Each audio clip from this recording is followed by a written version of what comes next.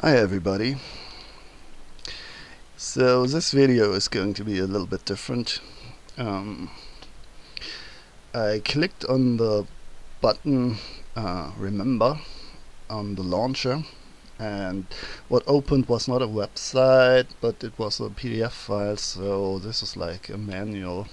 A lot to read, and I've seen from the first page I've read this seems to be a story.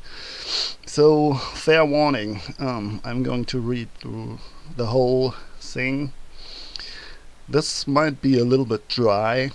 Um, if you don't want to listen to all that, you might want to skip this video. You have been warned.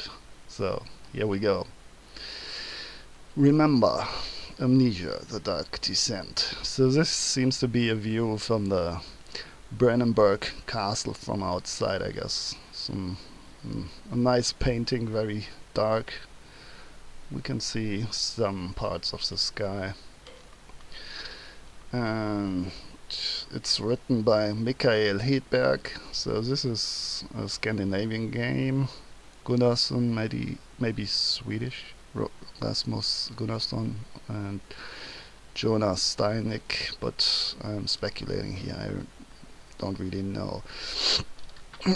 So far I have thought that this Wilhelm character um, died recently, and we could see some blood, uh, some blood in the cellar, in the wine cellar. It was. But looking at the date that is mentioned here, it seems this was actually way earlier. And this brings us to the immortal Baron legend. So I'll have to take a look into this later in the game with all the other notes and journal, and so it doesn't really make sense to me that the blood is still there then when this happened like way earlier. This is like 100 years plus earlier, I guess. But we will see. I haven't read the story so far. Maybe I'm on the wrong track here. Anyway, let's start. House of Gehrig. Altstadt has never seen much crime, but there was a dark period spanning from the early winter of 702 until late summer of 704. A dark period, alright. During these years, no less than 39 men were arrested and locked up in Castle Brandenburg's dungeons. In most cases, the criminal family would be banished from the land, effectively cutting the already dwindling population of Altstadt with 86 souls. This is not much, even for the times back then, I guess. This would be a small hamlet. I don't know. The magistrate's office has almost no records detailing these crimes, as most arrests were handled by an unknown nobleman named Wilhelm. Alright, and here's a new character introduced. Klaas Gottschall, University of Königsberg. So Königsberg, city, former German city, part of Prussia back then, way in the east.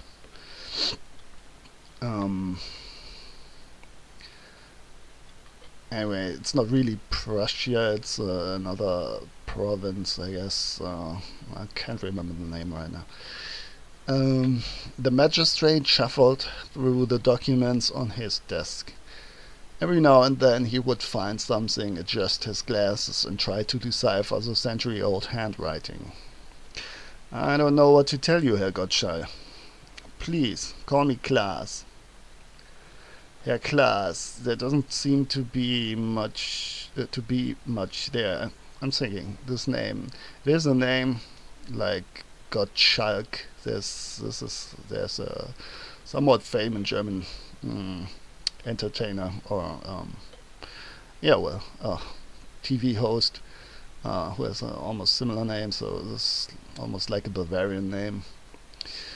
It also contains the word God. I don't know the origin of this whole word, but um, I think maybe, I don't know if this plays a role, but with all the Christian iconography and the paintings and all that, maybe it could be of interest. So, God means, like in English, God, G-O-D. And Schall literally means like echo. So, or rather sound. Might be interesting. Herr Klaas, there doesn't seem to be much there. I'm aware. The Magister leaned back in his chair, waiting for an explanation. Klaas reached into his bag and produced a thick book and placed it on the desk. Are you familiar with Heritage by Ludwig Kleist? The Magister feared a long-winded lecture from the historian sitting across the desk. I don't know any author by Ludwig Kleist, but there's another famous German author named Kleist, so the surname is somewhat famous. But again, maybe I just don't know. He's somewhat popular. Doesn't matter, he answered, realizing how rude it must have come off. Klaas looked confused. Can I get you a drink? Continued the Magister, hoping he could redeem himself. He quickly got up and headed over to a cabinet and fetched 2 glasses and a bottle of liquor. Thank you. It's just that Herr Kleist has done the most thorough investigation into the fate of the House of Gerich, explained Klaas. Who? The Magister began to pour the spirits. Wilhelm, the vigilant, was from the House of Gerich. Ah, of course, said the Magister, still confused. I want to pick up where he left off. I see. Where exactly would that be? The book doesn't really reveal what happened to Wilhelm. It only briefly touches on a few of the cases he worked on during his time in Altstadt. I want to try to find out what happened to him. They both raised their glasses and nodded in a silent cheers. Fair enough. What can the magistrate's office help you with? 2 things. I would like to know if there is anything which supports the claim that Wilhelm was working for the Baron of Brandenburg in order to quell the rise of crime.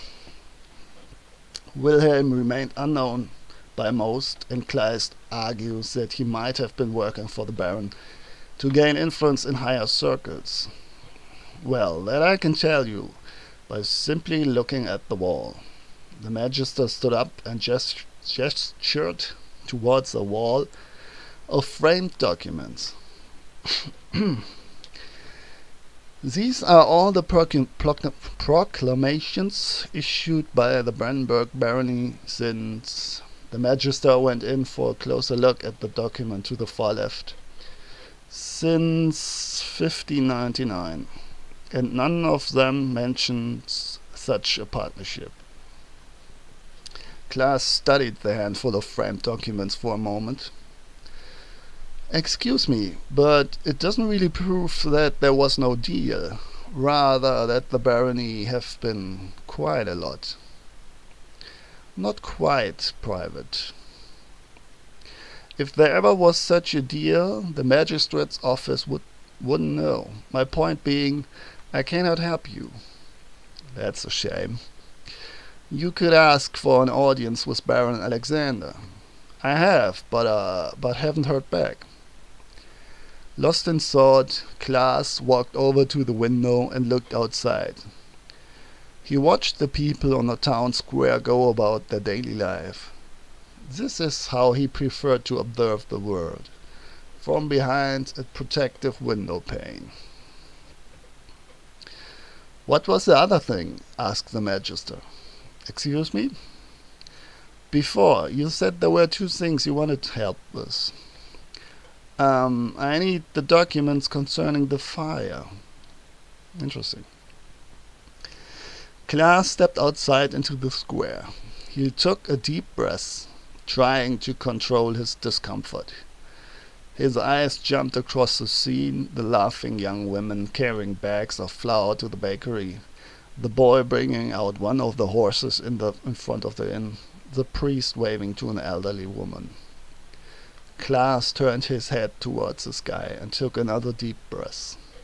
Open spaces always made him nervous. So this is kind of like a little phobia, agoraphobia, I guess.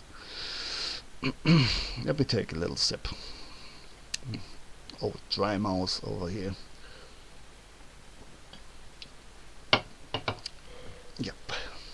So this is also I like this reading through this with a different medium.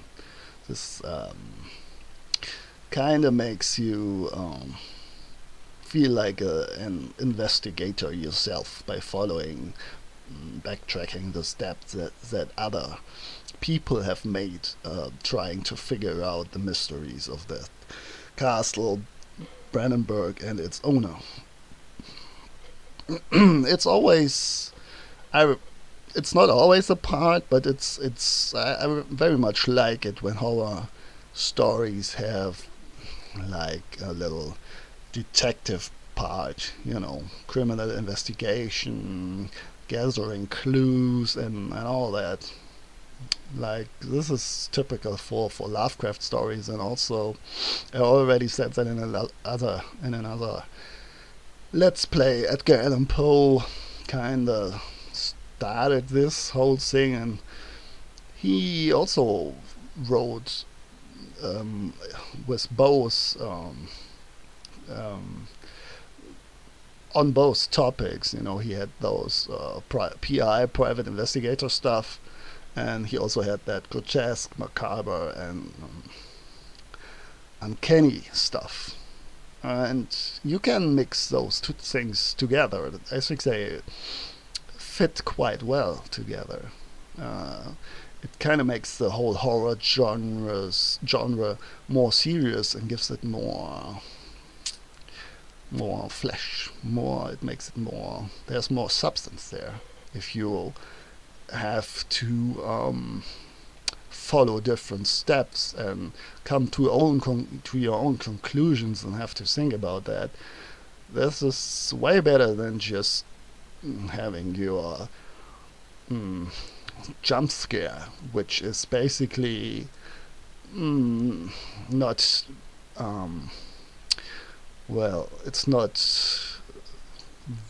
it doesn't get your brain to work. It's more the surprise, the element of surprise than the element of horror.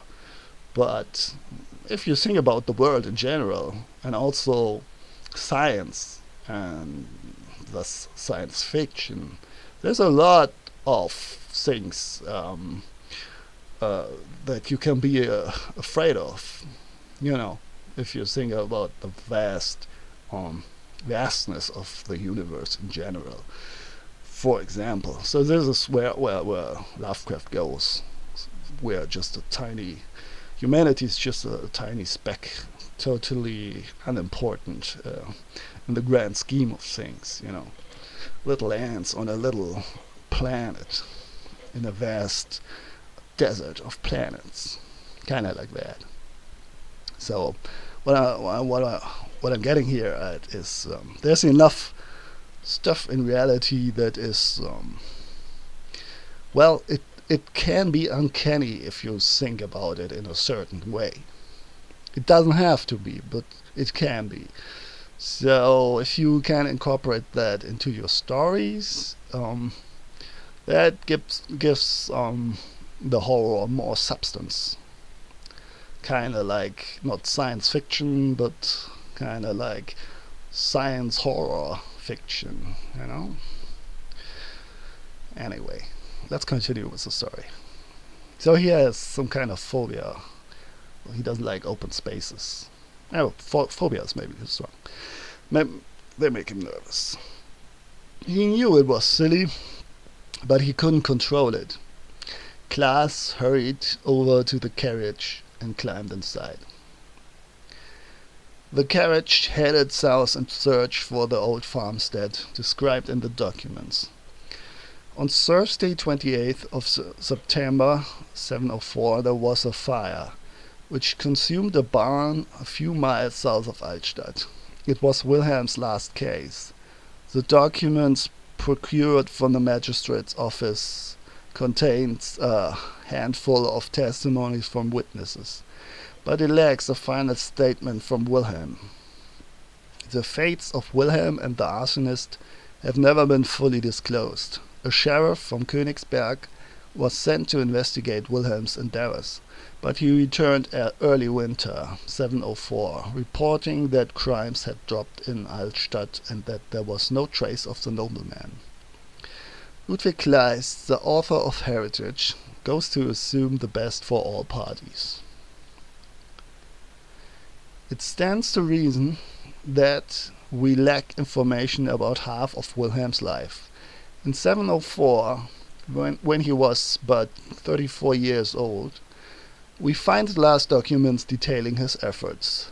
Wilhelm had for 2 years been working for Baron Alexander of Brandenburg as a secret lawman. Baron Alexander, being a knight of the prestigious Order of the Black Eagle, must have realized that the rising crime could not be left to the magistrate and the sheriffs in Königsberg, and acquired assistance from the decorated soldier from Gerich. This arrangement was most likely not administered by the king, at least not officially, and if investigated, would fall apart from a legal standpoint. In 704, a sheriff from Königsberg were sent. A sheriff from Königsberg was sent to Altstadt to question Wilhelm about the civil arrests he had undertaken. It seems safe to assume that Wilhelm was made to cease his efforts, but was allowed to leave on his own accord, as no documents details this meeting. Considering that the arrival of the sheriff coincides with Wilhelm's last case, this fact seems glaringly obvious. Excerpt from Heritage, Ludwig Kleist. The carriage turned up a smaller dirt road. Klaas couldn't read any longer as the cart started to bob from side to side. He thought about Kleist's words. He really enjoyed reading Heritage, but there were just so much speculation. Master Gottscheil, we have arrived, called the driver. Klaas took a breath and went outside. Countrysides didn't bother him as much. As long as there wasn't too many people around, he could relax. So he's afraid of masses, of bigger crowds. There were 2 houses standing and one being built.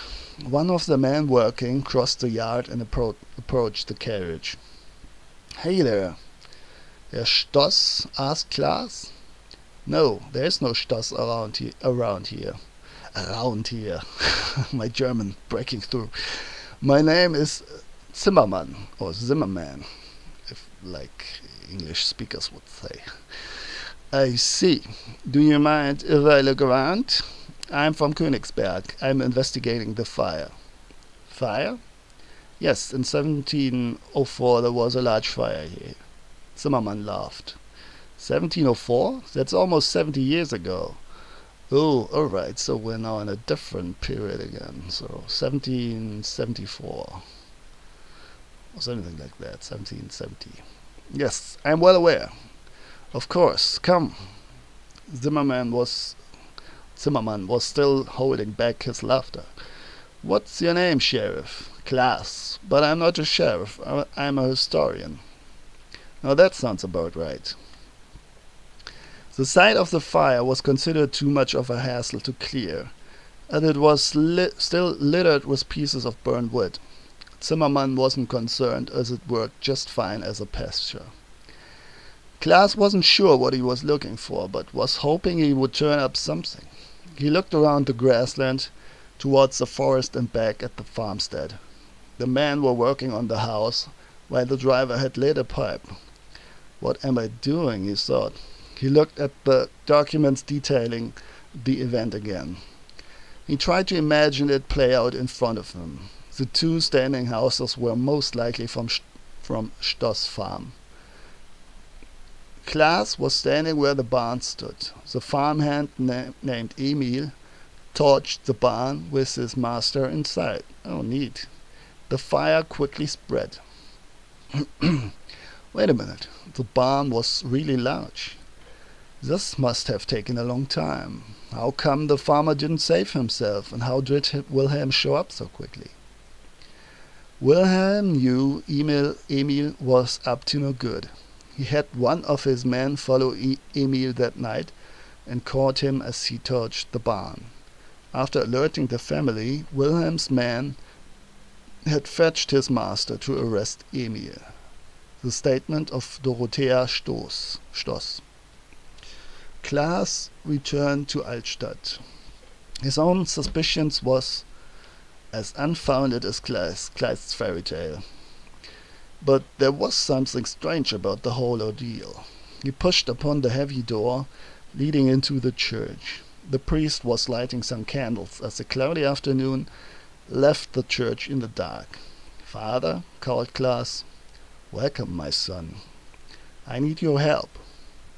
"God answers those who pray." "Well, yes, this is more worldly. I need insight into the church records. I need to know what happened to Dorothea Stoss." "Happened to her? Whatever do you mean?" "I need to know what happened to the farm after the fire," pressed Klaas. "I am not sure what you are talking about, but Dorothea lived with her daughter, Anna, for years here in Altstadt. She passed away. Must have been 15 or 20 years ago." "Her daughter? Is she still alive?" "Dorothea's daughter, Anna, married into the Koch family in 1718 and moved away from the farmstead. A little more than a decade later, Dorothea moved in with Anna. The farmstead fell into disuse and the land was left unattended for 20 years until it was sold after Dorothea's death." Klaas smiled at the treasure trove of information the church archives turned out to be.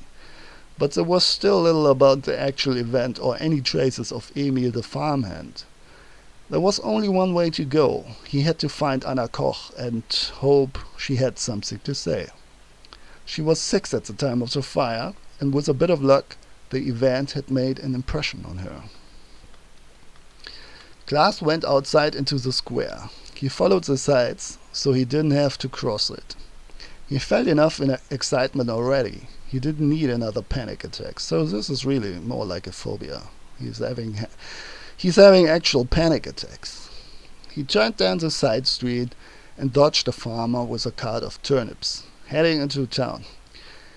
Anna was a fairly wealthy widow, living with a maid in a modest but well-kept townhouse.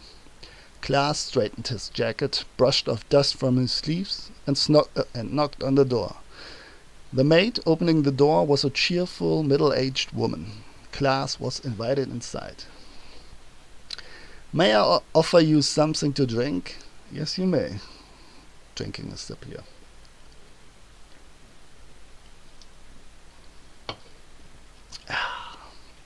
"Thank you. No. Are you hungry?" "Thank you, but no thank you." "I was hoping to see Anna Koch." "Of course. Come this way." The maid showed Klaas into the upstairs drawing room. Anna sat in a rocking chair facing the oriel window. The room was decorated with paintings and porcelain. A fine carpet was splayed across the polished wooden floor. The fireplace cracked comfortingly and immersed the room in a warm glow. "Anna," said the maid, "this young man wanted to see you. This young man wanted to see you. All right. Would that be all right?" "Yes, of course. What can I do for you?" "Frau Koch, my name is Klaas Gottschall. I'm from the University in Königsberg. May I ask you a few questions?" "Please, have a seat." Klaas sat down on a robust chair next to her. He looked outside the window. The street outside was nothing but ordinary. One-story houses lined the opposite side of the street. A single sign belonging to the town's cobbler was the only thing breaking the monotony of residential homes. "I like watching the world go by," said Anna. "I feel the same." They sat for a moment watching the street below and the forest beyond the town. How romantic this all is. The sun was setting and the waning moon was rising. "Do you remember the fire at the farm?" "Oh dear, I haven't thought about that for years. Why do you ask?" "I'm trying to find out what happened to Wilhelm and the farmhand." "Emil," she jumped in. "He was such a sweet man." "Really? I'm surprised you would say that." "How so?" "He killed your father." "Don't be ridiculous." Sometimes Emil had to sleep alone inside the barn. He was 20 years of age, but still afraid of the dark, so I would sneak him some lamp oil he could burn in a tin bowl. So he fell asleep with the fire still burning. Later he woke up screaming his lungs out. The barn was on fire. The entire family quickly gathered in the yard, but father, being the man he was, decided he was going to save the animals inside. As you well know, he never came out. Emil was crying hysterically. I tried to comfort him, as I didn't yet realize what had happened. Later, that Wilhelm fellow arrived with his men, telling Emil that he would have to come with them. Us children were sent inside, but mother spoke to the lawman and later wrote a statement to the magistrate in town, Anna Koch, formerly Stoss. Whatever happened to Emil? Oh, I would say he was rebuked in some manner, but it was an accident, and everyone knew so. I can't imagine him being punished except by his own sense of guilt. Oh, this is a nice drawing of the fire, the barn on fire. Klaas considered telling Anna about the harsh words her mother had written about Emil. They most certainly would have him sentenced to a few years in prison. What could he possibly gain from telling her, and what would she do with such information? Klaas decided to keep his words to himself. What is left, he thought. There's only one more place to go, Castle Brandenburg. As Klaas' carriage rode through the main gate and into Brandenburg's courtyard, he got the sense of abandonment. Everything was so quiet and serene. Did anyone really live here? Klaas shut the carriage door behind him and looked around. The courtyard was paved in cobblestone, not the rigid square form like at the university in Königsberg, but the more natural stone found on a rocky seashore. The castle towered in front of him, a magnificent Gothic structure with distinct windows and elaborate parapets. "Shall I wait, sir?" asked the driver.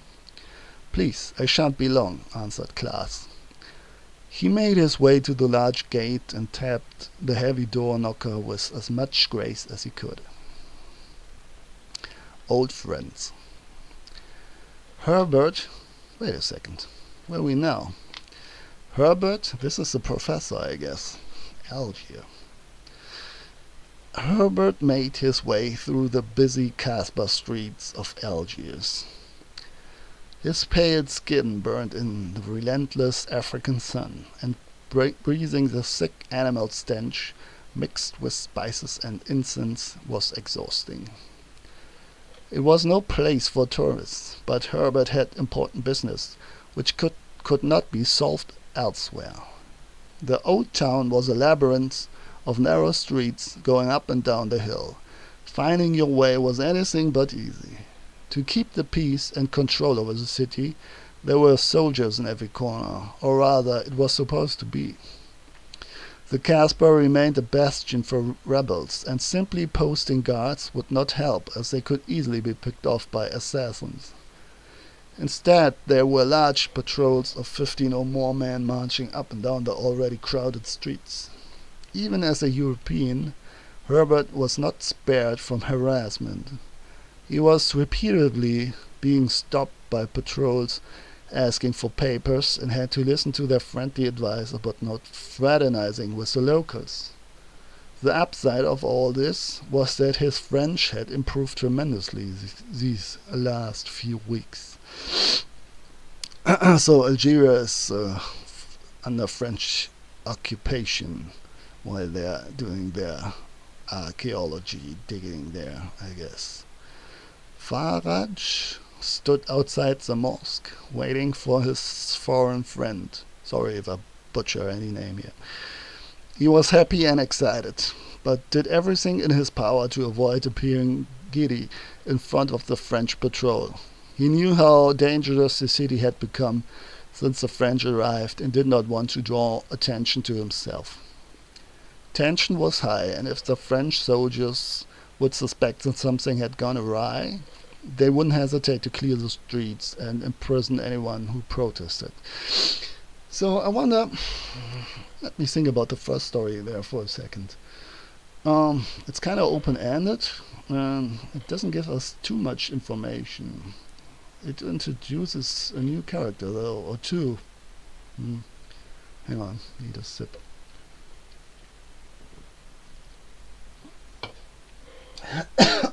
Anna Koch and her mother. So are we to assume that Klaas, the guy who wrote the story, that was the last thing we ever heard of him after he knocked on Brandenburg's door? Maybe we will find out more about him later. We'll see. Faraj, said a pleased voice from behind him. Herbert. Faraj hugged his friend. They stood there for a moment, clapping backs brotherly. So many years, my friend, so many years, said Faraj. I'm so happy to see you again, but this is not the place for pleasantries. Do you have somewhere we can go? Asked Herbert. Of course, follow me. They made their way towards the harbor and took an abrupt turn into an even narrower alleyway. I made good time, said Herbert, looking at his gold watch. Oh, really did you? Laughed Faraj. Yes, look, not even 6 o'clock. Faraj stopped and looked at the wind-up pocket watch. He turned the screw connected to the spring and tapped at the glass. The arm started turning again. Faraj set the clock to show the right time. There you go, my friend. Oh, said Herbert, disappointed. I'm sorry. Don't worry. Did you have trouble finding the mosque? It was a splendid idea to find each other by looking for the minaret tower, but the streets are so unpredictable. As soon as I thought I had arrived, the street would go off in a different direction. It took me quite some time to find a way leading all the way to the mosque. It sounds a lot like the Casbah, said Faraj and laughed. They arrived on the other side of the alleyway, a larger and much busier street. Peddlers and merchants moved their wares in a long and disjointed street market. Do you need anything? I have a cousin selling the finest carpets in Algiers. Or maybe a new watch? Teased Faraj. Ha! Thank you, but I'm trying to plan a trip to the desert. Faraj stopped and looked serious for a moment. Are you going, Herbert? Are you really? He said, unable to hold back his smile. Signed and paid for by the British Museum. Faraj laughed in triumph. You crazy infidel! How do you do it? I told them I had a map, said Herbert with a straight face. Faraj seemed to lose his steam, replacing his joy with determination. We shouldn't be talking about this in the streets. Come this way. Captain Ambroise of the French army moved his patrol through the busy harbor. Call it instinct or experience, he knew something was afoot. There was something about the merchandise the loaders moved. Why were there so many sealed crates?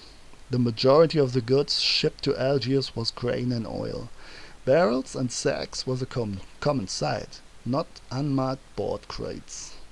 "You there!" Ambrose called out to a loader on the docks. "What are you moving?" "I don't know. It's not mine," he answered.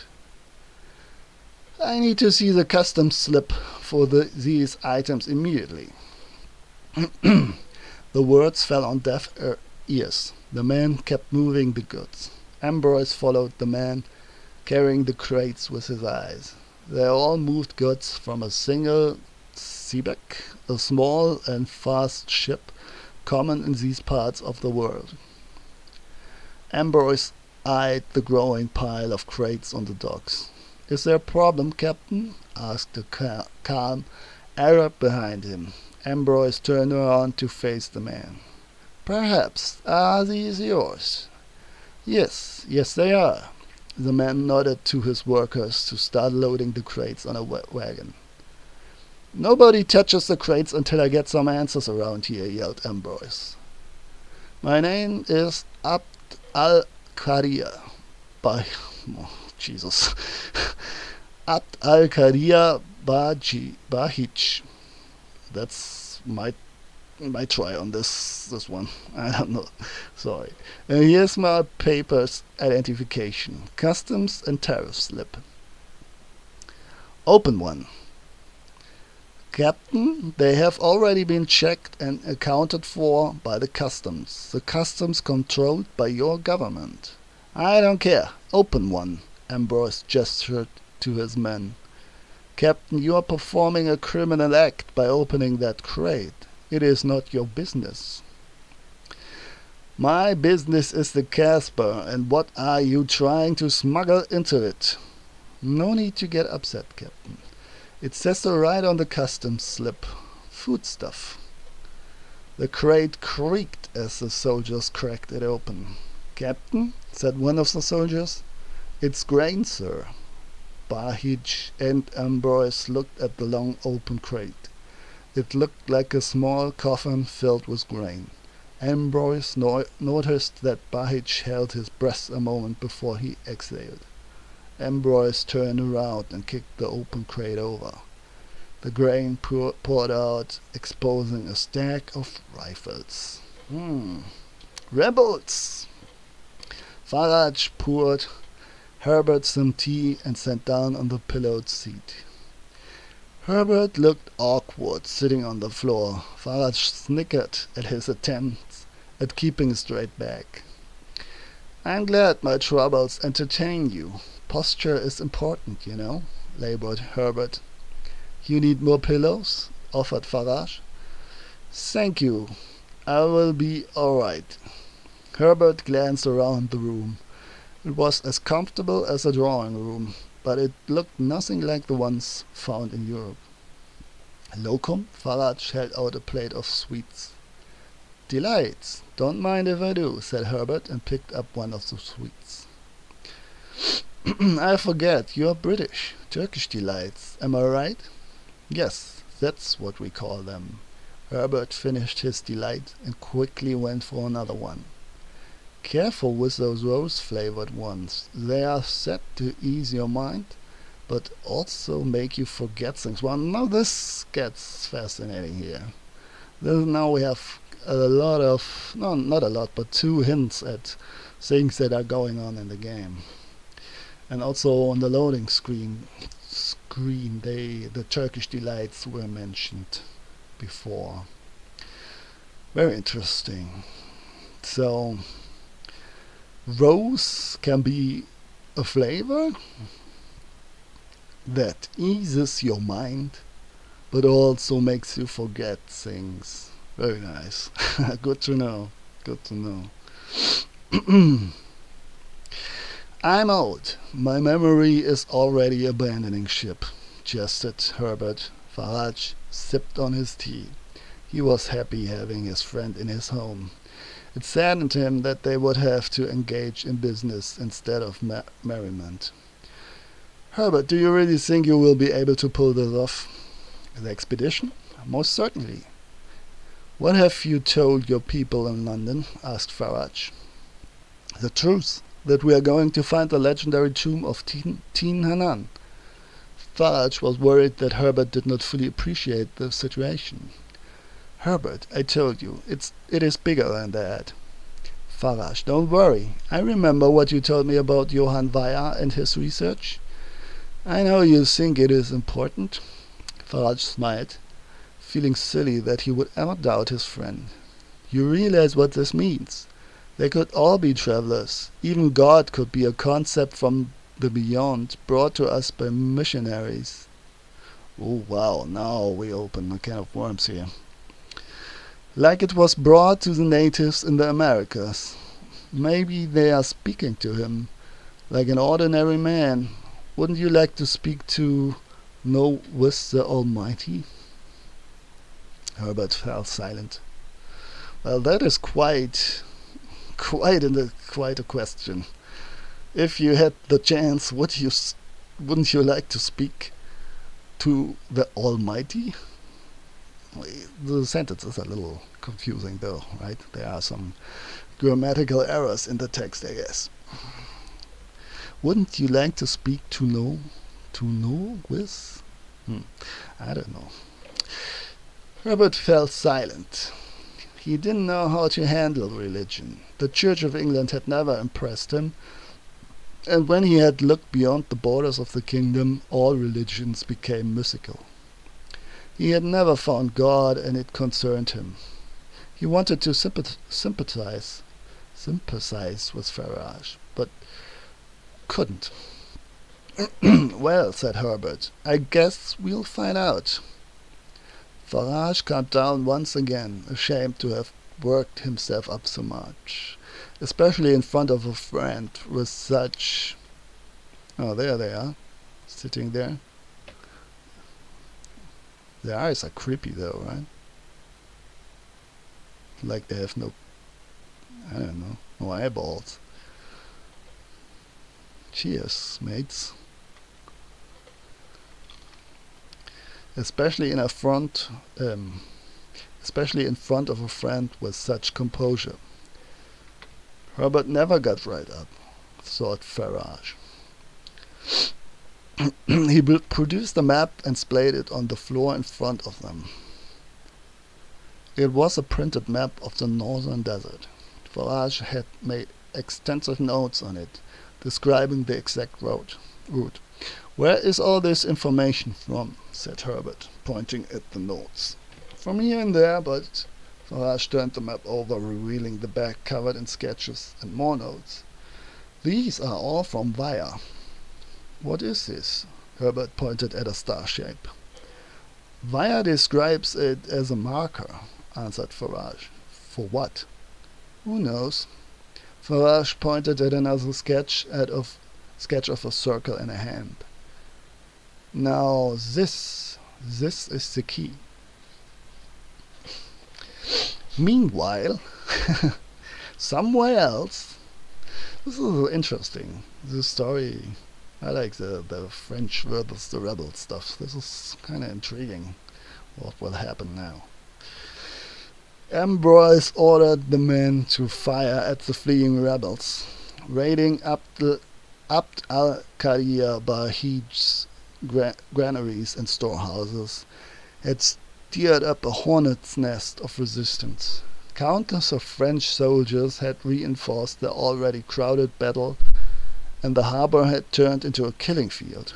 The rebels scattered and fled into the narrow streets. After them, I mean, those scenes, it's kind of like, what was the name of the movie? Inglourious Bastards? Like the intro, where there's the guy hunting for Jews, and they're hiding in the cellar, and he has a regular conversation with them. And Quentin Tarantino really likes those moments. He also many Italian um, Western movies like that to stretch the tension and really um, drag those dialogues that are right in front of an escalation or a battle or fight. You know, when you already know that something bad is about to happen, but the scene still goes on and on and on. And it's kind of like this. If you can really fill a scene with suspension, mm, if you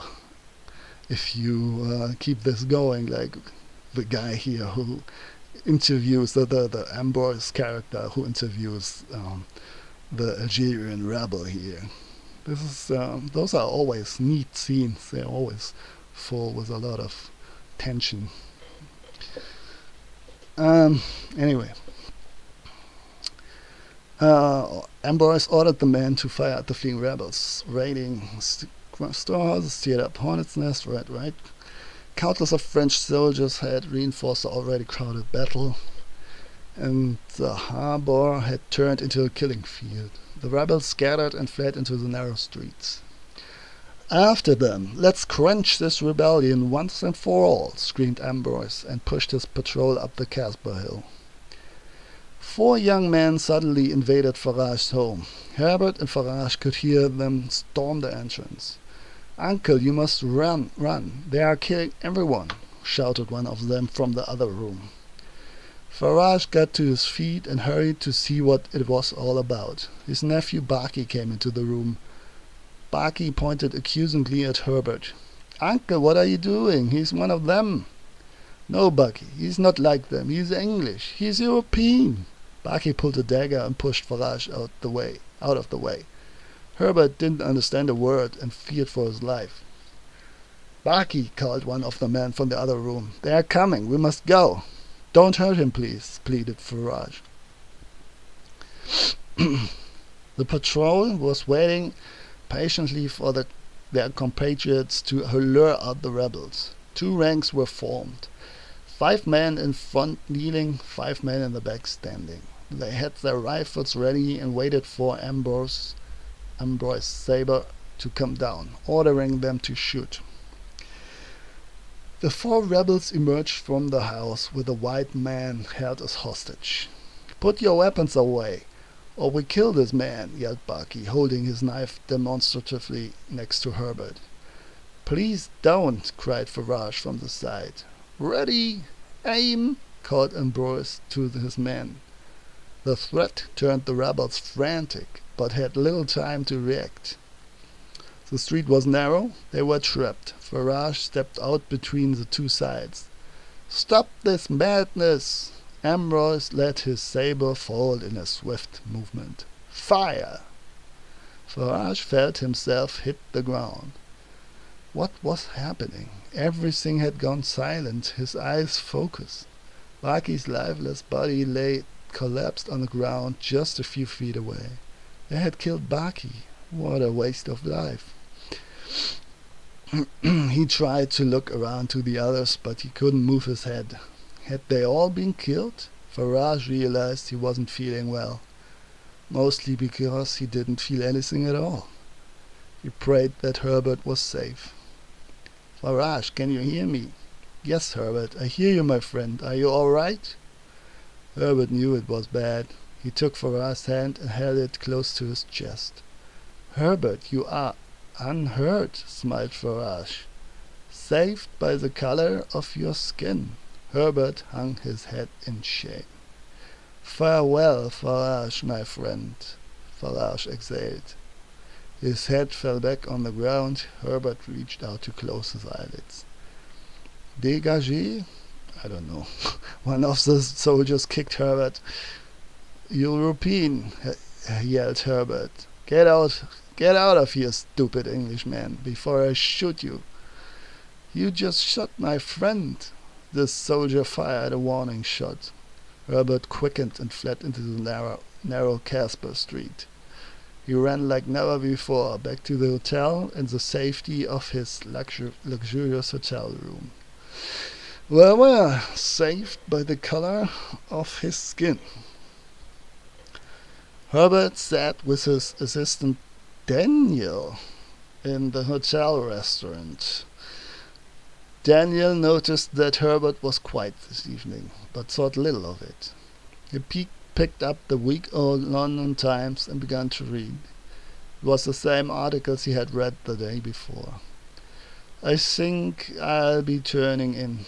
Good night, Professor," Herbert mumbled, and made a small gesture with his hand.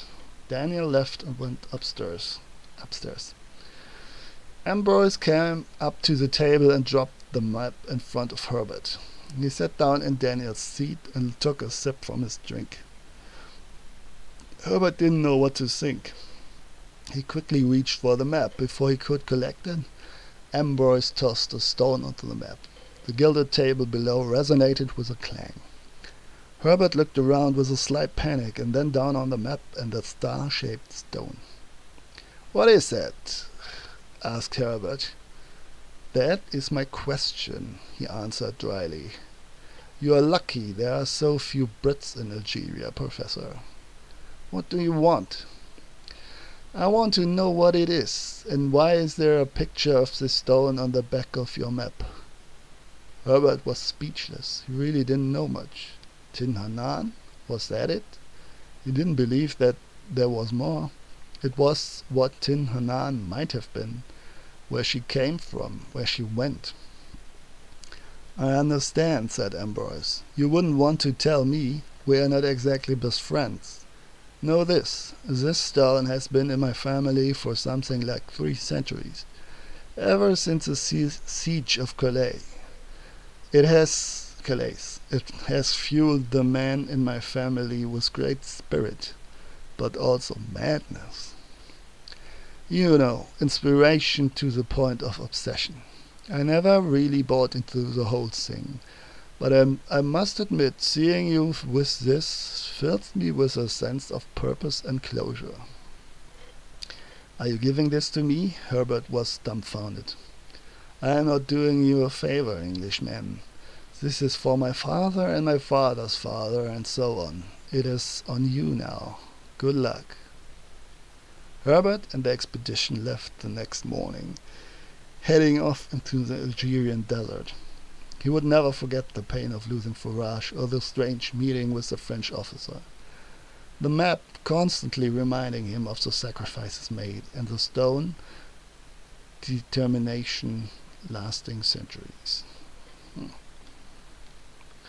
Interesting. So this is a little backstory on Herbert, the professor, and Tin Hanan. Okay, need a second to drink.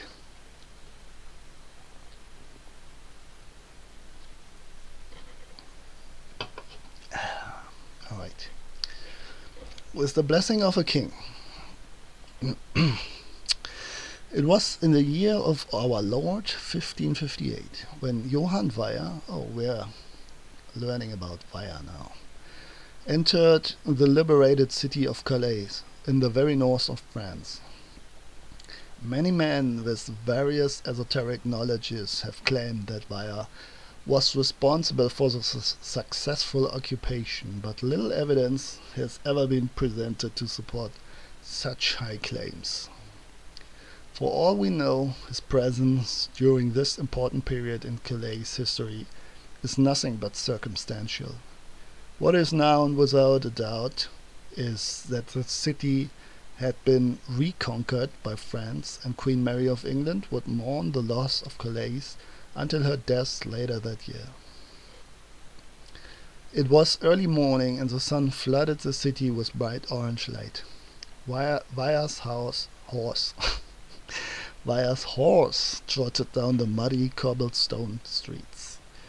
It was evident that the city had seen battle, not because of the ruined house or the tattered banners hanging limp from the city walls. It was something in the air, as if all the tension city life creates had been washed away by a storm and left a great void behind. Weyer stopped and pulled back his hood. revealing his rugged face. He looked weary, and he always did. It was something he couldn't escape. It had nothing to do with his physique and everything to do with the things he studied. He carried an awful amount of truth on his shoulders, and he wished he could put it down, if just for a moment. He looked at his map and back up at the skyline.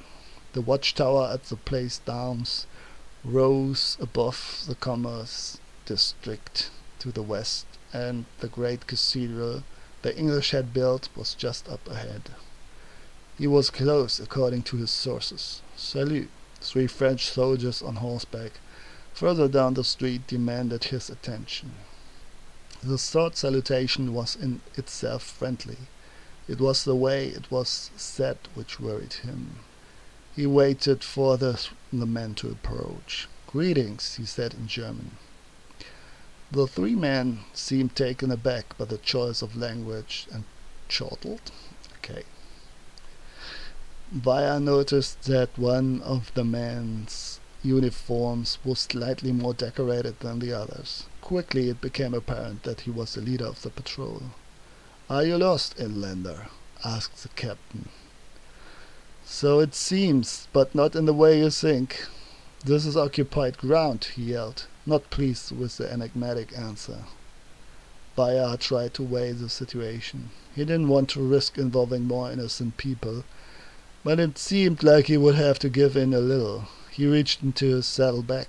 The soldiers quickly unsheathed their swords. Vaya produced a scroll and unfolded it. "I have a right to be here," he proclaimed. The captain remained skeptical, but guided his horse forward and picked up the letter. He read it carefully, to not miss anything which would give him the upper hand. As the letter ended, he was left without leverage. The insignia of Henry II, his king, stared back at him. "Où est-ce vous l'avez cherché?" he mumbled, frustrated. "I mean, have you looked around yet for this church the letter mentions?" "I just arrived. I haven't had—" "Bien sûr," the captain interrupted. "We'll make sure you find it. Thank you. It won't be necessary if you would just let me—" I guess not.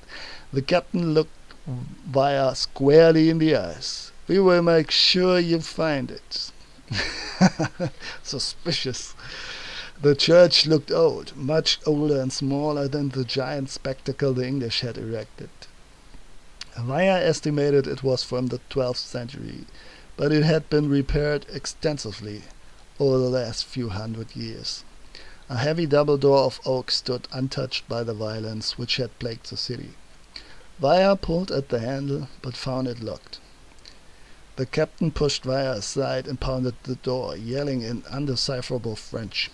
He put his ear to the door and listened. "L'anglais!" he said quietly to his men. Oh, I'm shouting and he's speaking quietly. "L'anglais!" he said quietly to his men and moved around the church. Vaya kept his distance, not knowing what to expect. So, okay. This could be an ambush. Suddenly the French soldiers reached a side door and rushed inside. There was a lot of yelling. Vaya couldn't understand. He heard the captain demanding surrender and a couple of voices pleading for mercy. He reached the door and looked inside. 2 men sat on their knees on the church floor begging. One of them was a priest and the other one an English soldier. The captain ordered his men to look for others. "There are no more," cried the priest. The soldier kept eyeing his sword just a few feet away. Vaya stepped into the church and looked around. The captain's men seemed content. There were no more hiding inside the church. "Do you have any use for them?" asked the captain. "No, it would be better if they weren't here." "Vrai." The captain quickly stabbed with his sword into the soldier kneeling in front of him. Oh, that's harsh. The blade thrusted down through the shoulder all the way down to the abdomen. The soldier looked shocked and confused. As the captain pulled his sword out, the Englishman collapsed on the ground. Vaya held his breath as he stared at the dying man. No matter how many strange things Vaya witnessed, he never found anything so abhorrent as the acts of a common man. The spontaneous cruelty and the indifference when making life-altering decisions for others was incomprehensible to him.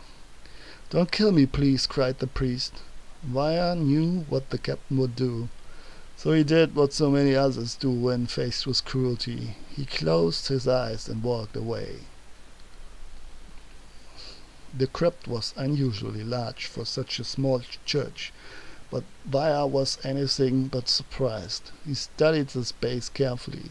The statues by the walls had been removed completely. The zodiac centerpiece, most likely a bull, had been replaced by a single waist-high tomb aligned with the length of the room. The ceiling was bare but plastered, effectively hiding all evidence of the room's true purpose.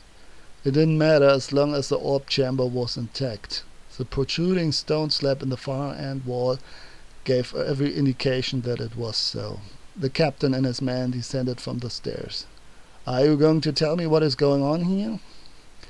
Vaya tried to think of something clever and walked over to the tomb. Was a very important man. He brushed the dust off with his sleeve so he could see the man's name. "Pilgrimage, is that your story, inlander?" The captain came closer. "You wait a few years and hope that the city shall fall into French hands, so you can use your connection with the king to get permission to visit a tomb?" He was very important. The captain grabbed Vaya by the neck and pushed him onto the tomb. "Look, inlander, you better start talking. Do you think I care if you steal something from the church? Hell, I just killed a priest." What do you want?" gasped Vaya. "I want my share." Vaya looked into the cabin's fierce eyes and saw nothing worth saving. He then looked at the other two soldiers and tried to weigh their words. "Will I die," he thought, "if I do nothing? Can I save the other two somehow?" How generous of him.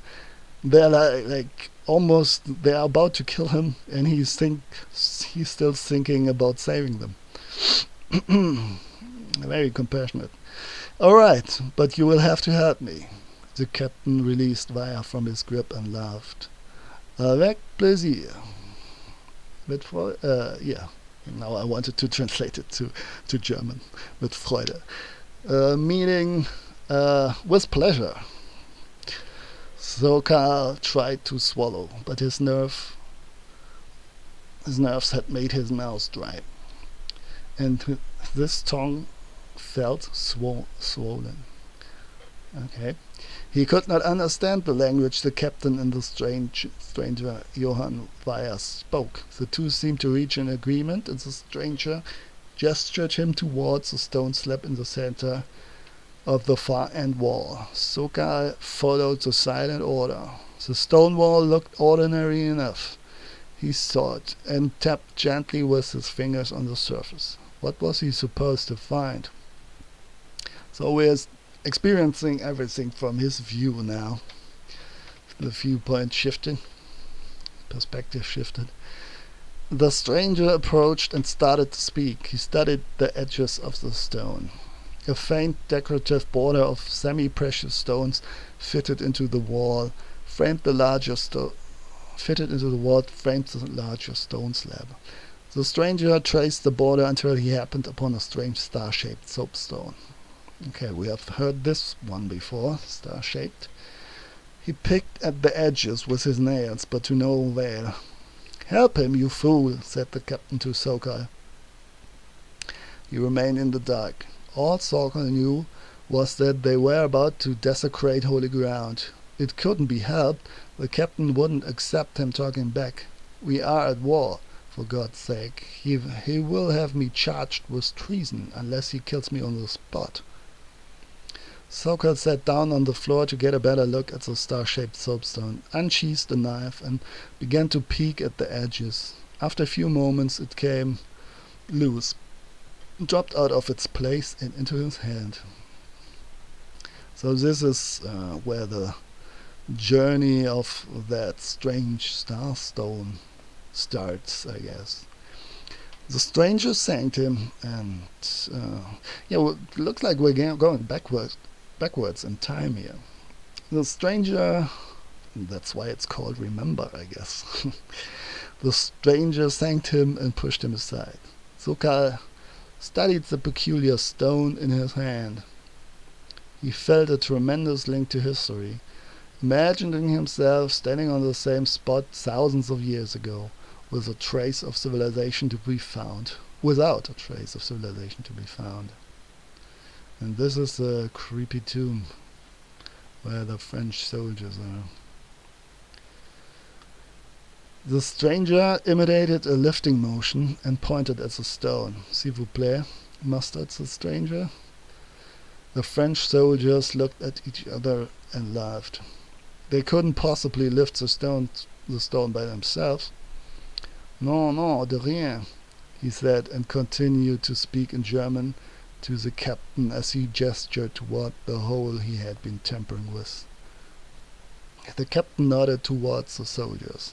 Sokal and his compatriot lifted the stone without effort. It shifted with the same ease as lifting one side of an evenly balanced scale. They smiled triumphantly and looked back at the pleased captain. The stranger still looked full of doubt and pulled something from his robe. A metallic wail came from inside the wall. The stranger called out to the soldiers as the chain holding the counterweight snapped with a sonorous crack. The stone slab came crashing down, striking Sokal's shoulder. He fell to the ground, almost passing out from the pain. "I can't move my arm," cried Sokal. Walk it off, child, the captain denigrated. "Look, he's securing it right now," he continued. The stone slab had stopped halfway down. The stranger had managed to place a metallic wedge between the wall and the stone as it fell. He produced another wedge from his robe and secured the other side as well. Sokal leaned back at the side of the tomb. His broken body ached, but resting helped a little. He watched the captain, the stranger, and his compatriot enter the opening. Sokal was left. Oh, I have a bad feeling about this. A French soldier. Maybe he is the only one who survives. After all, we know that Ambrose guy has the star-shaped stone later. Sokal was left with a lantern, and he tried his best to see what they saw. He followed the torch's burning glow as the man ventured further into the thick darkness. A faint glimmer appeared. Sokal got excited. What was he missing in there? He could hear their distant voices. Une sphere? Magnifique! So they're seeing that orb, that sphere,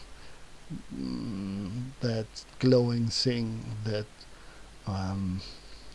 we have seen in our memory already, where we walk through the empty dark room towards the light. The blue light, yes, it was a blue light. The blue light was beautiful. Sokal wanted so badly to see what could be the source of such wonder. "What is it? What's going on?" he called. There was no answer to his question. He could hear them talk, all excited, except the stranger. Why wasn't he as happy? Yeah, why? Sokal felt uneasy and struggled into a stand. He limped over to the opening and noticed the star-shaped soapstone on the floor. He reached down and grabbed it. That's when he realized they had gone silent. "Hey guys!" he shouted. The room exploded in blue light and a torrent of sound. Sokal saw the captain holding an orb in his hands. It pulsated violently with light. They were all smiling, except for the stranger. The stranger remained at his side, making strange signs with his hands. Sorcery? The orb forced a tempest of light and sound inside the chamber. The light was rich, burgundy, and the sound was like the lament of an old forgotten god. They all cried out in a maddening chant. The light took form of a bloating and pulsating mass which dug into their flesh. Holy shit, that escalated. Via the stranger pulled the orb from the captain's hands and stormed off towards the entrance. The light took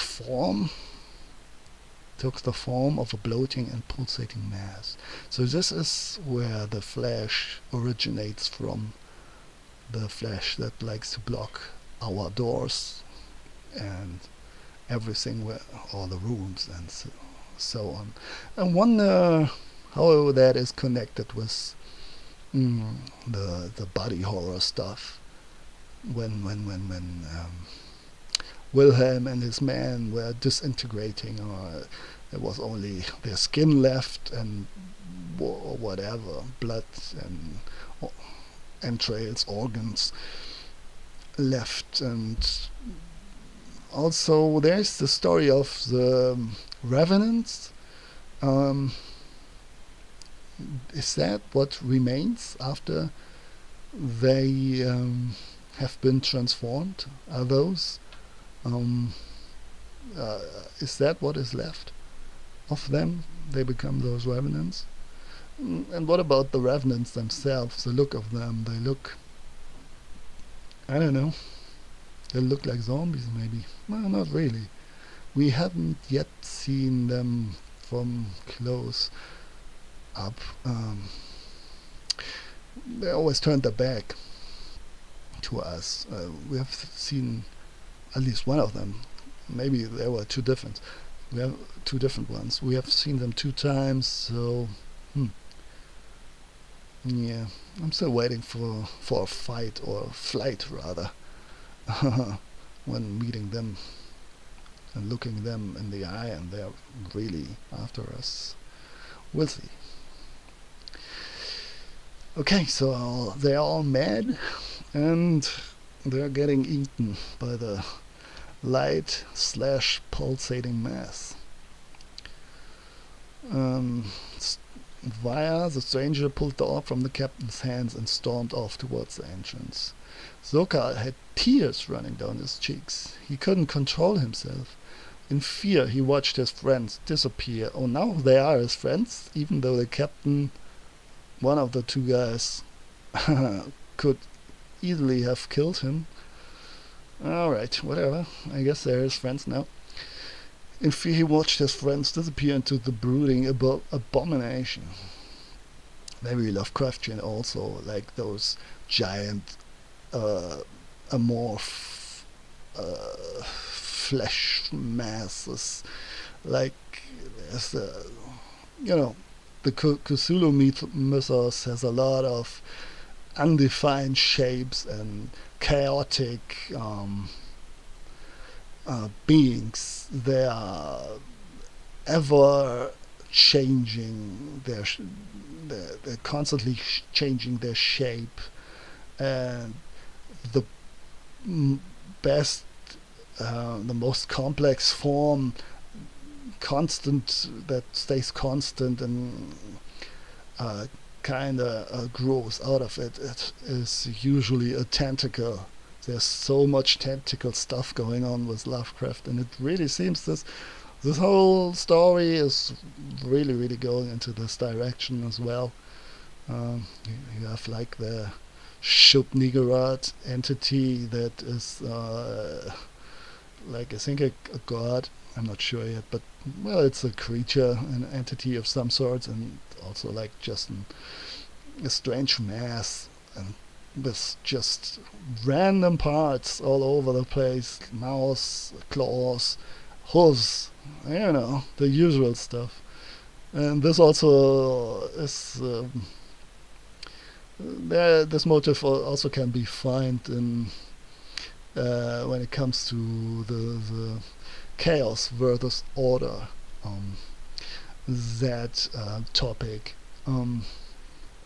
There's an author, Moorcock, if I remember that one correctly, who kind of invented the chaos symbol, which I like as my sign on my channel as well.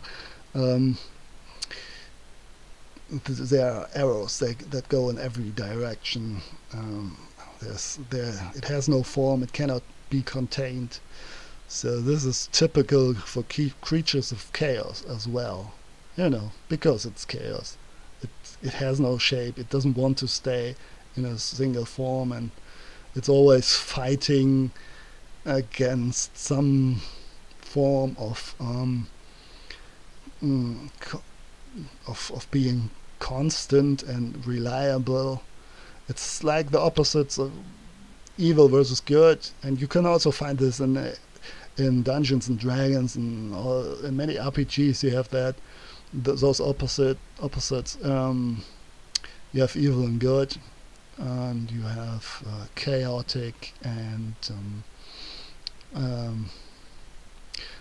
what's the other one? Well, you have chaotic, neutral, and well, basically it's order. And yeah.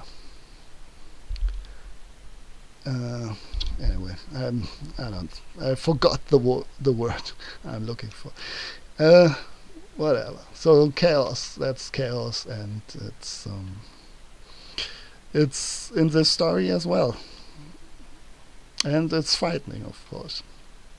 On the other hand, when you look at the Moorcock stories, um, order can also be a bad thing in a way, because if you go to the extreme, then it's like you're frozen in time. It's complete, uh, no movement, no um, yeah. It's no progress, no change. That can be a bad thing too. And you also have the corresponding groups, mm, like people who are looking for order. Like you have the character types of like the zealot, the fanatic, religious guy. You must adhere to every word, and there can be no. It has to be exactly like it's said. Everything has to be taken literally, and on the other hand, you have the other guy who just the scoundrel who does what he wants. No rules, fuck it all. And you can also mix that. We are talking about D&D here now. You can also mix that with different alignments then, like chaotic evil, and I don't know. Yeah, so you can mix all those things up, and you get different characters. Anyway, I digress yet again. Where were we? Sokol had tears running down his cheeks. He couldn't control himself, and fear watched his friends disappear into the brooding abomination. Vaya came into the crypt and pulled out the first wedge. The second one was seemingly impossible to move. It was fixed to the architecture and simply wouldn't let go. The thing inside grew and pushed towards the entrance. That gets worse. It can grow. This is strange. How is it growing? From what? Is it consummating air? There has to be some sort of transformation, I guess. You need energy to grow, right? Well, let's not ask too many questions. Vaya screamed. I'm really fighting with a shift between us pronouncing the name in German and then reading in English. My brain wants to continue reading everything in German then.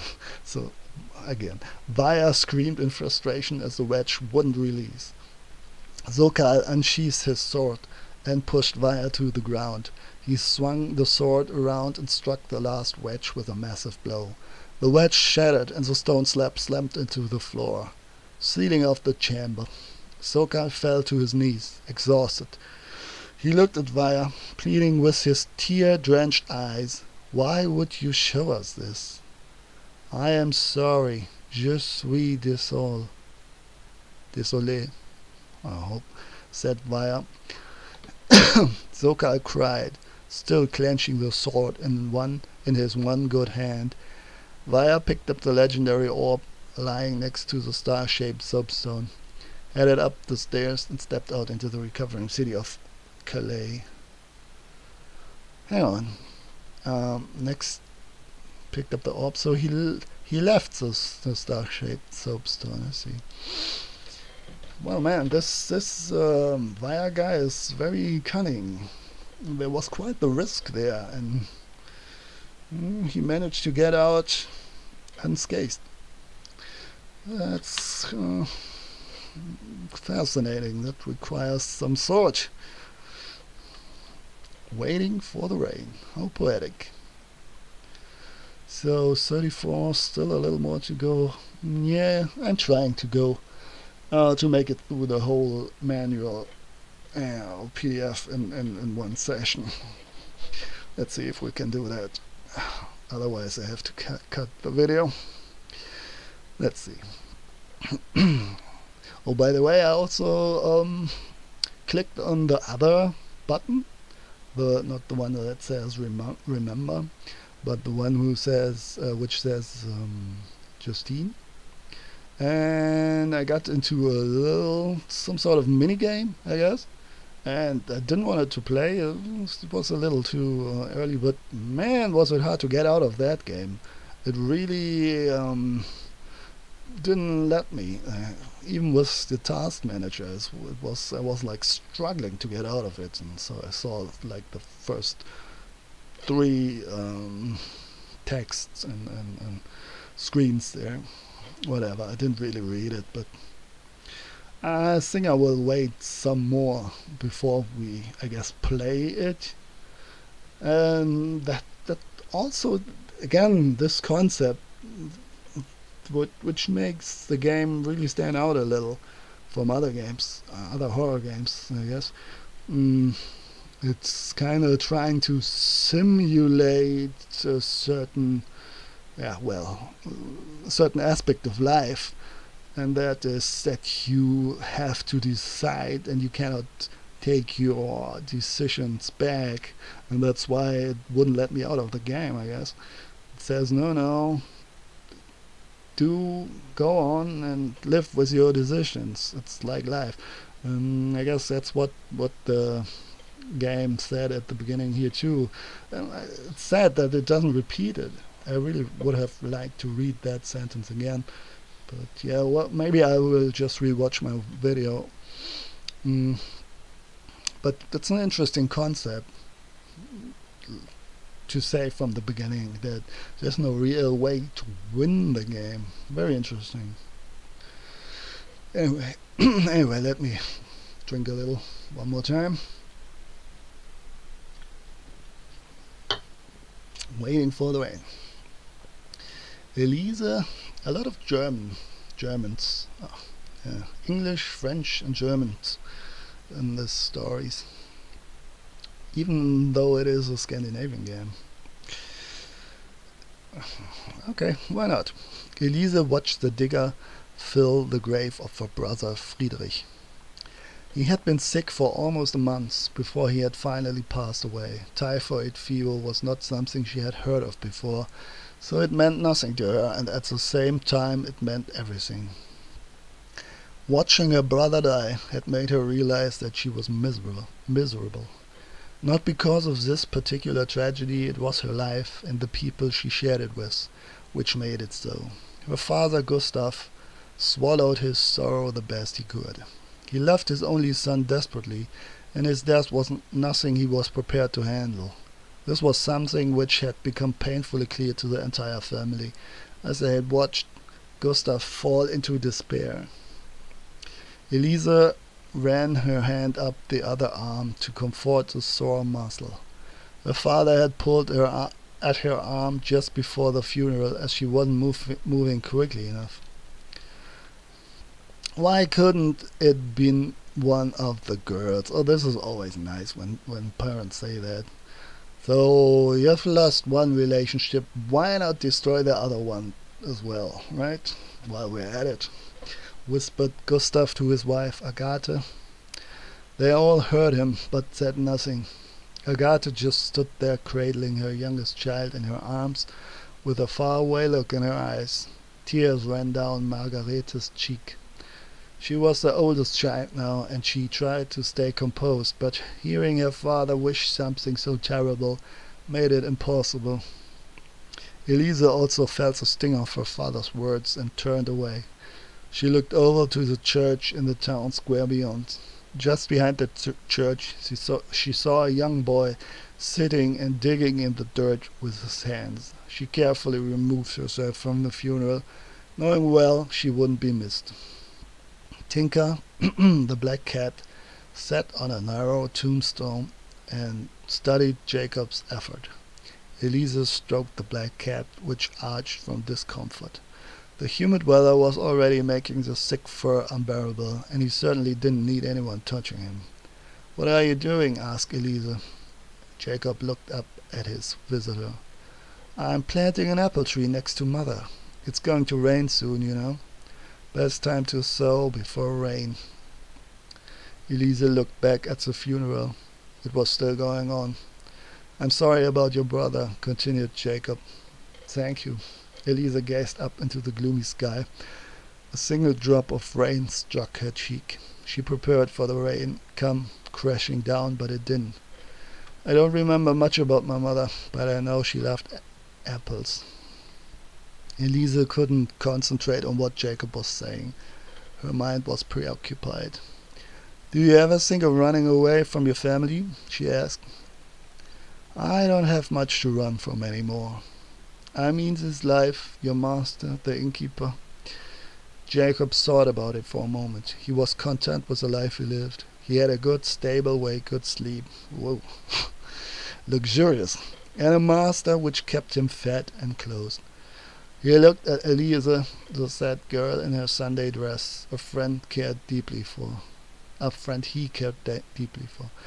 "I'll go with you if you want," she giggled. "I know you would. You are my best friend," she said, blushing. Jacob patted the tiny mound of dirt covering the apple seeds. "Why won't it rain?" wondered Jacob.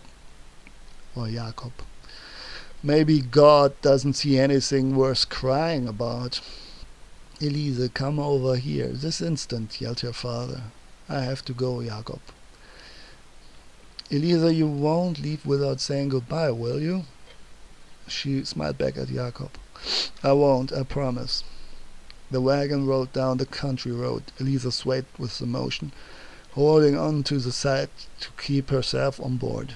Gustav mainly used the wagon to transport hay for the cows, but it worked well for the family when visiting Altstadt. Oh, here we go.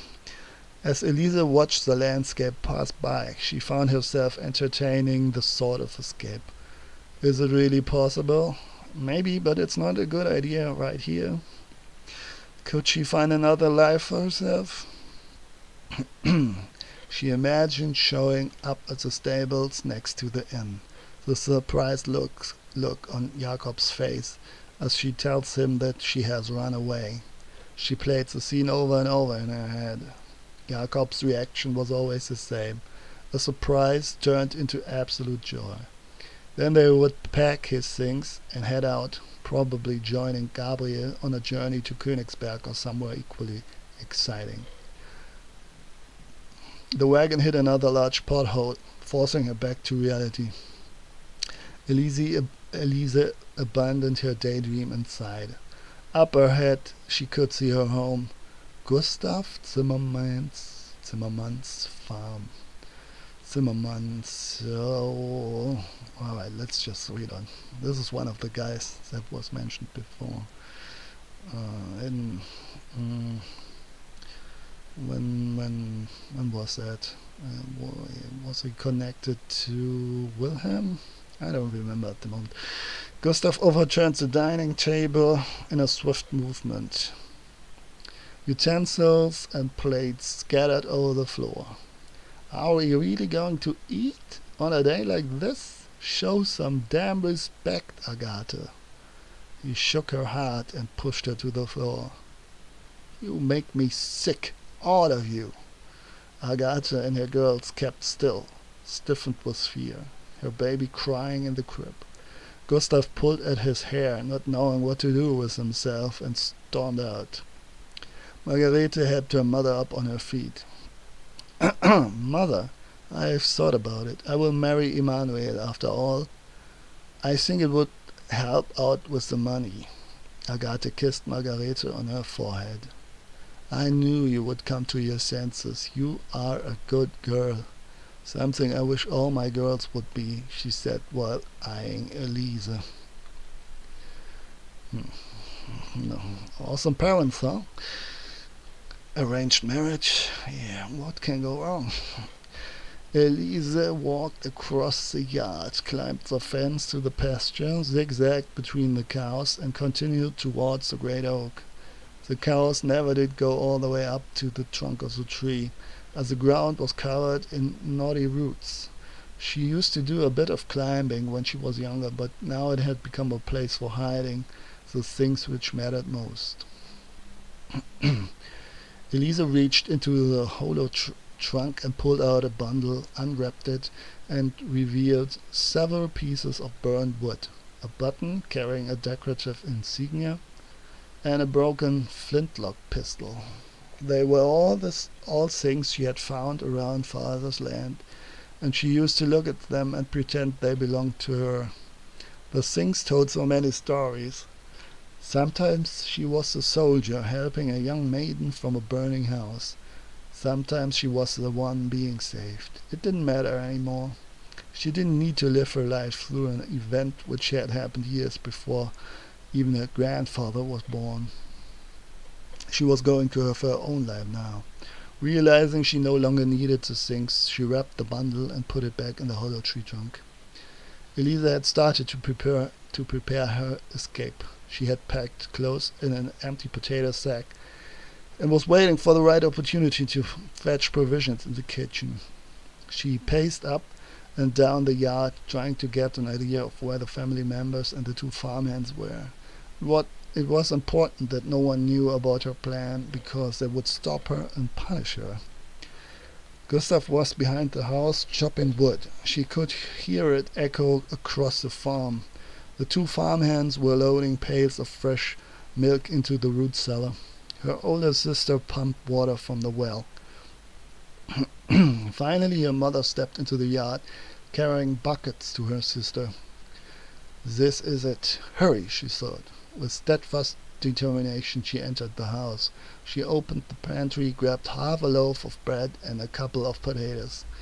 As her mother and sister returned with the water, Elise flung herself out of the window. She quickly got to her feet, picked up the sack of provisions, and headed towards the pasture.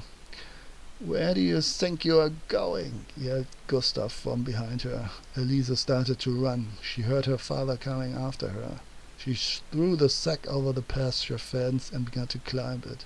Gustav's hand grabbed her shoulder and yanked her backwards. She hit the ground hard. Her head was spinning and she felt nauseated. Her vision slowly returned. Gustav was standing beside her. He still had his axe. It was hanging from his gripped right hand. What are you doing, Elise? Are you running away? Are we not good enough for you anymore? His voice was manic. She couldn't answer without feeling like she needed to vomit. It didn't matter. He wouldn't let her anyhow. I get it now. You killed him. Your work is done. Man, that's a mean father. Elise rolled over to stand up. Gustav kicked her in the stomach and she fell backwards. I knew it. You are not my daughter. You are an earthling, a changeling. You... oh, man. Yeah, good old superstition. So, I guess back in the days, some people really thought that. It's not like You can have a child from another man without knowing. A wife, your wife could have a child from another man, or it could be a mystical creature, an evil creature that just, or a witch or something that just grabs your baby and replaces it with a monster, or a changeling. You had us all fooled, didn't you? With a violent crack, followed by the rolling rumble of thunder, the sky opened and the rain began to drain the land. So now it's raining. Look at that sad picture here. Someone is about to pick her up. Elisa struggled to get to her feet, while heavy drops of rain smothered her. Gustav, her father, pushed his foot down on her throat. "Please, Dad," cried Elisa with her last breath. "I will purge your wicked soul from this body," declared Gustav, raising his axe. As he looked down into his helpless daughter's eyes, he felt his madness slowly escape him. "What am I doing?" he thought. As Gustav's resolve disappeared, he moved his foot from her throat. Elisa scrambled onto her feet and began to run across the yard and down the muddy road towards Altstadt. "I'm sorry, I lost my head." "Oh, well, then it's all okay. Forgotten and forgiven, right?" "I'm sorry, I lost my head," shouted Gustav after her. Elisa was not about to trust him again. Yeah, different times back then, I guess, right? A little rough, a little tougher. She had lost her sack of clothes and provisions, but it would be all right. If only she could make her way to Altstadt and Jakob. No, Jakob is written with a K. Gustav was closing in fast. She wasn't getting away. He would kill her. Maybe not today, but eventually. She stopped, still feeling sick and out of breath. She looked back at her father. He had stopped further up the road. He was staring in her direction, but beyond her, she looked back at the road, and in the distance she could see a carriage coming this way. A great sense of hope filled her. Someone is coming to help me, I just know it. Well, that's the thing with hope. If there's a desperation involved, kinda makes you blind to danger, right? The Outrider. 42. So we're nearing the end now. One more sip. Okay. Gabriel looked behind him to see how the carriage handled the winding forest road. The journey had been long, and these last few miles had been the longest. The Englishman had chartered the carriage to take him from Bremen to Altstadt, near the eastern border of Prussia. All right, that's a long trip. Bremen is on the west side of Germany, in the northwest, and Altstadt seems to be at the other end of Germany, or former Germany, I guess, eastern border of Prussia. So this is probably the longest travel you can make still within Germany. Maybe if you came from the south as well, that would be take a little longer, but it's basically a journey through the whole old Germany. The driver had not been thrilled by the prospect, but was swayed as the man kept offering more money. Gabriel worked as an outrider, following carriages on horseback, helping out with scouting paths and keeping the peace. Like the driver, he had also been hesitant to embark on such a long journey. In the end, it was the destination which had enticed Gabriel to come along. Out of all towns, the Englishman had chosen Gabriel's hometown, the small hamlet known as Altstadt. Strange coincidence, huh? "It's just up ahead," Gabriel called back to the carriage.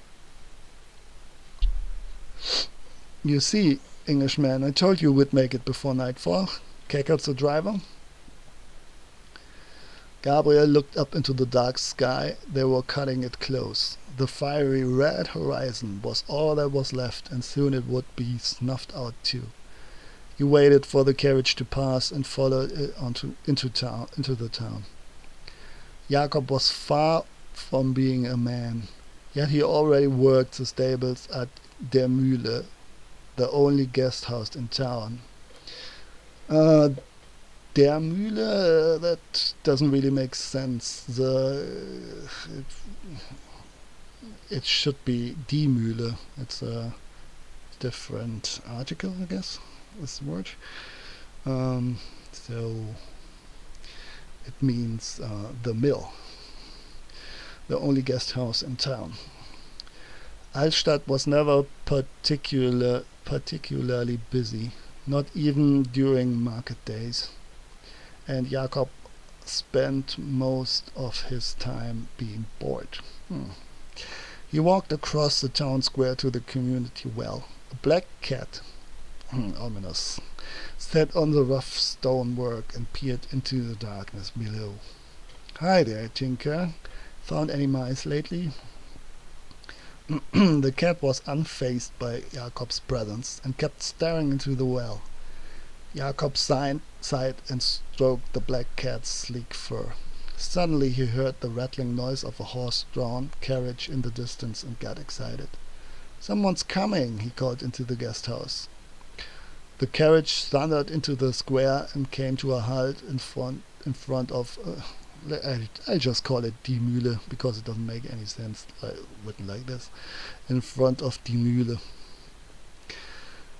Der Mühle. No. I mean, it can change if it's in a different, like, casus, I guess, different grammatical. I don't know. Anyway, let's not be a grammar Nazi now. The driver pulled the brake and climbed down from his seat, stretching his warm body with great pain, and swung open the carriage door. "Englishman," he said, "we have arrived." Out climbed the thin and considerably tired man. He muttered and gestured towards the luggage. "Allow me, sir," grumbled the driver, and pulled down the luggage. "It's not like that. I am getting everything right?" Jakob tugged at the leather straps and unbuckled the carriage horses. He noticed that the outrider following the carriage had stopped to hoist some water from the well. Jakob left the horses and walked over to the lone rider. "Gabriel, is it really you? Good to see you again, Jakob. I was beginning to think you'd never return. It's been well over a year." The innkeeper came out to greet the Englishman and make sure everything was in order. Feeling his master's eye on him, Jakob sprang to action and hurried off with the horses towards the stable. "Come inside and have something to drink and eat," said the innkeeper. "You too, Gabriel." The light of day had passed, and Jakob was finally done. Exhausted, he sat down on the ground in front of the entrance. It had been a good day after all, and tomorrow was going to be even better. Drivers, outriders, and not to mention visitors always had the best stories. When they had rested, he was going to hear them all. Tinker, the black cat, passed by in front of him. "Hey, Tinker, come here, Tinker."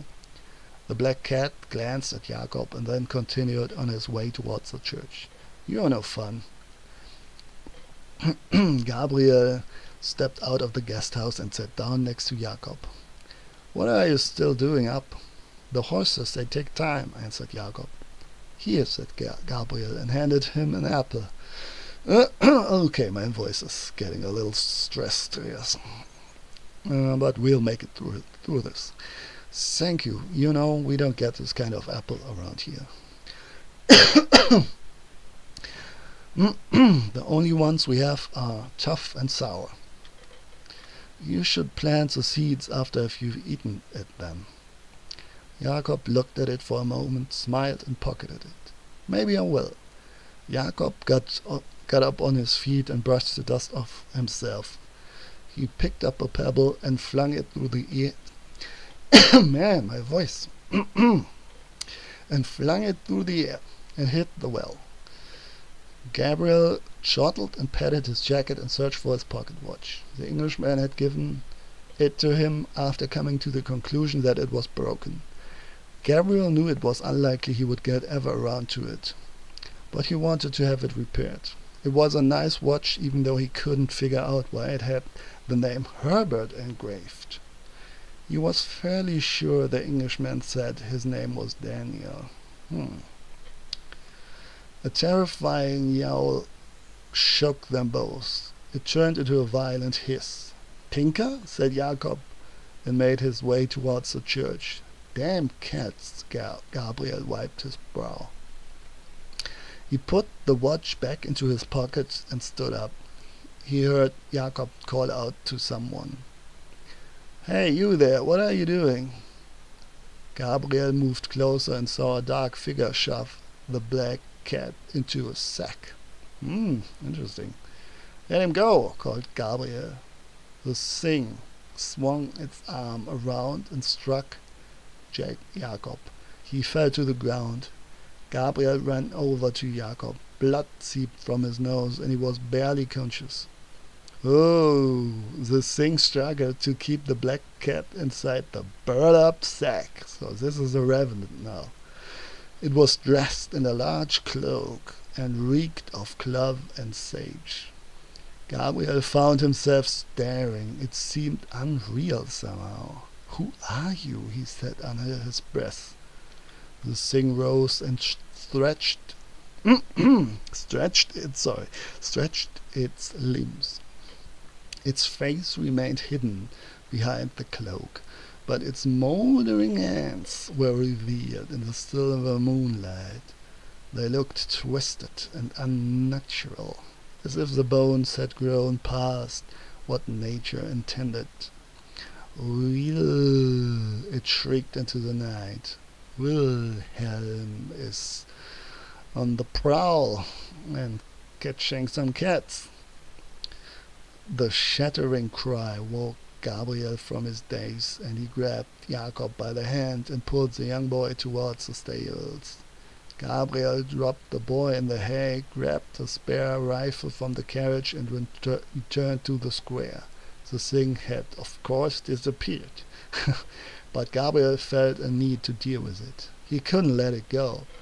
It reminded him too much of the thing his father went after. Gabriel returned to the front of the church where he had confronted the thing.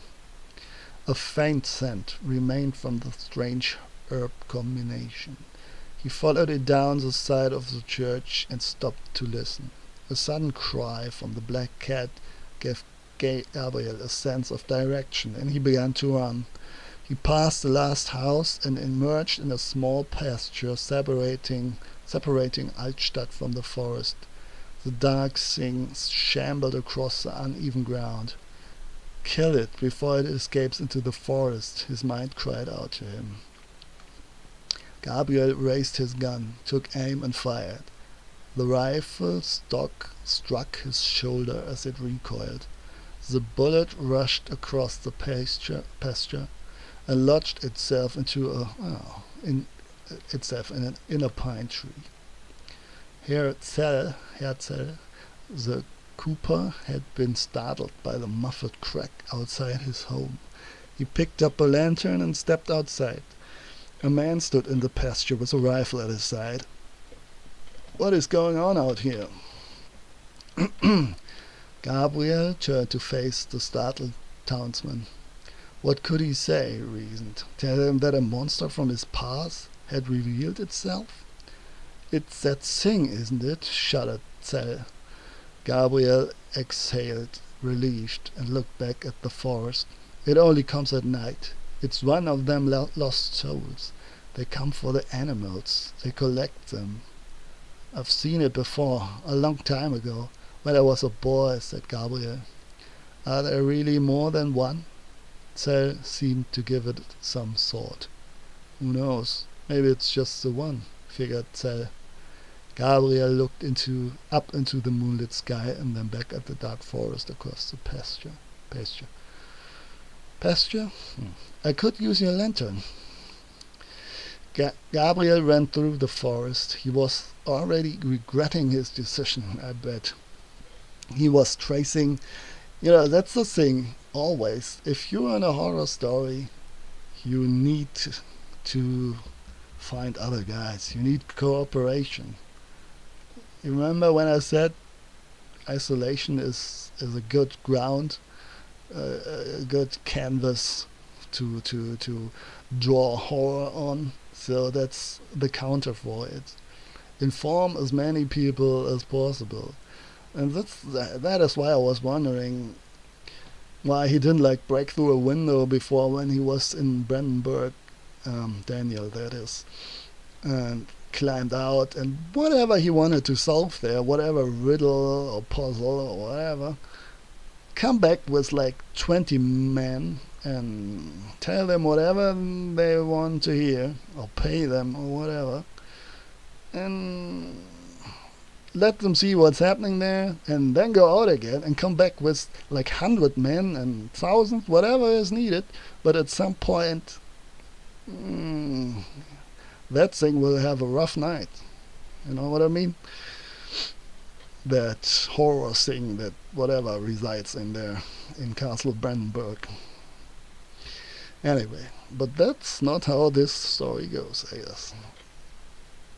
Gabriel ran through the forest. He was already regretting his decision. He was tracing the footsteps of his father, and he knew it. It was he who had brought the lantern that night and watched him step into the darkness, never to return. Yeah.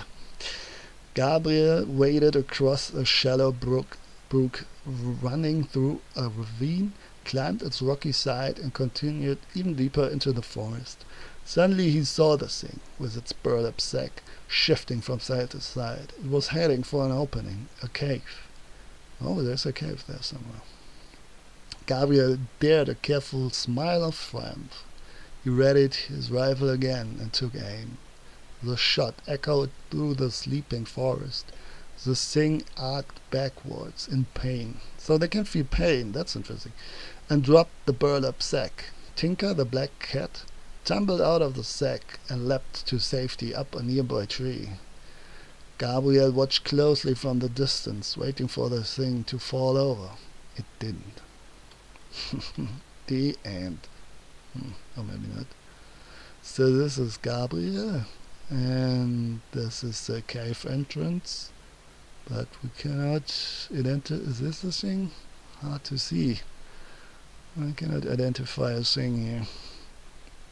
Revenant. This must be quite creepy. Alone in the woods with just a lantern, with where you have just a certain amount of oil to keep the lantern going, and then it gets pitch black. That doesn't sound like a good idea. Instead, the thing shambled into the cave. Oh, I thought it would shamble towards Gabriel and get something other instead of the cat. Another, a different victim. Gabriel quietly cursed under his breath and pushed forward, still not satisfied. Grab the man. Grab some man from the village, man. What you doing here? He was shaking from fear and the cold water which had soaked his legs as he had crossed the brook. He tried to control his breathing, but he couldn't, and the air stuttered in and out of him. As he came closer, he noticed that the cave was glowing. Whatever that thing was, it had lit up the cave with fire. He glanced at Tinker perched on a branch above him. The black cat seemed to peer into his soul, urging him to take vengeance. That's quite some interpretation of a cat's thought. You really sure that's what the cat's thinking? Gabriel peeked inside. The wounded thing picked up a torch. Oh, it has some form of intelligence. From a metal holder. It's still part Wilhelm, I guess. From a metal holder fixed to the cavern wall. You could see that the tunnel was fitted with more holders, but this was the only one with a lit torch. The terrible thing turned around and looked directly at Gabriel, who was transfixed by its presence. Suddenly it dropped its torch, made a swift lunge at Gabriel, and thrusted its bony fingers.